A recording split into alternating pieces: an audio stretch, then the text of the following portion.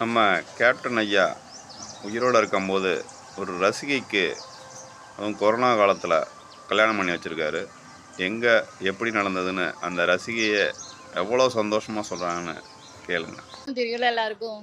அந்த லாக்டவுன்ல ஃபுல்லா மண்டபம் புக் பண்ணது, எல்லாமே கோயில் எல்லாமே லாக்டவுன் ஆயிடுச்சு. சப்போஸ் எங்க மாமனார் என்ன பண்ணாரு, கேப்டன் அவங்க கிட்ட போயிட்டு, இந்த மாதிரி கோயிலும் மூடிடுச்சு, மண்டபம் நாங்க புக் பண்ணது எல்லாமே கேன்சல் ஆயிடுச்சு அப்படின்னு போய் சொன்னாரு. எங்களுடைய தெய்வம் எங்களுடைய தெய்வம் கேப்டன் அவர்கள் அவங்க வீட்டுக்கு கூப்பிட்டு எனக்கு கல்யாணம் பண்ணாரு. மார்ச் 20, 2020 எனக்கு கல்யாணம் பண்ணாரு. எனக்கு இப்போ 2 குழந்தைங்க இருக்கு. அவர் ஆசீர்வாதத்தால இப்ப நாங்க நல்லா இருக்கோம். எங்க மாமனார் வந்து இதுல வந்து பேரவை துணை செயலரா இருக்காரு.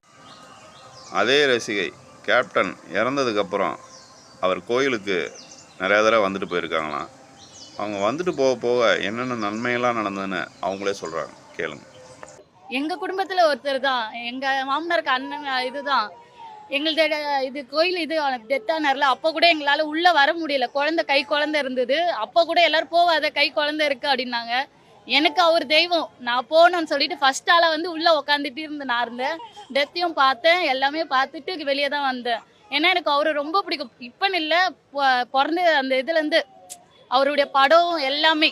இப்ப கூட நான் ஒரு இது இங்க அடக்கம் பண்ணதுல இருந்து வந்துட்டு தான் இருக்கேன். இன்னமும் வருவேன். ஏன்னா எனக்கு எல்லாமே உதவி அவர் பண்ணியிருக்காரு. யாரால பண்ண முடியாது கல்யாணம், ஆனா அவர் பண்ணியிருக்காரு. எனக்கு மறக்க மாட்டேன். தெய்வம் வீட்டுல இருக்க தெய்வம் கூட வருது, நம்ம கூட தெய்வம் இருக்காங்க. இங்கிருந்து நம்ம வீட்டுக்கும் தெய்வம் வருது. அதனால அதை உணர்ந்துட்டு போறேன். தெய்வம் தான் இருக்காரு, இங்கதான் இருக்காரு.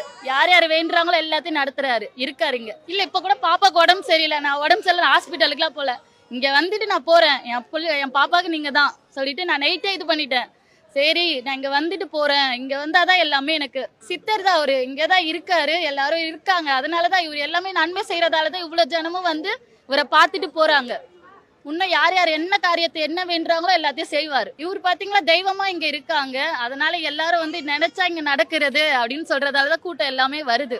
எங்க ஒருத்தர் தெய்வமா இருக்காங்களோ அங்க மட்டும் தான் மக்கள் வருவாங்க. தமிழை வேண்டு சொல்லடா, தலை நிமிர்ந்து நில்லடா.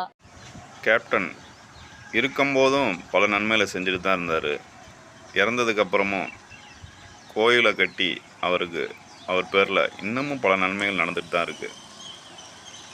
கடவுளாக மாறி பல பேருக்கு நன்மை, உலக மக்கள் அனைவருக்கும் நன்மை செஞ்சுக்கிட்டு இருக்காரு நம்ம கேப்டன் ஐயா.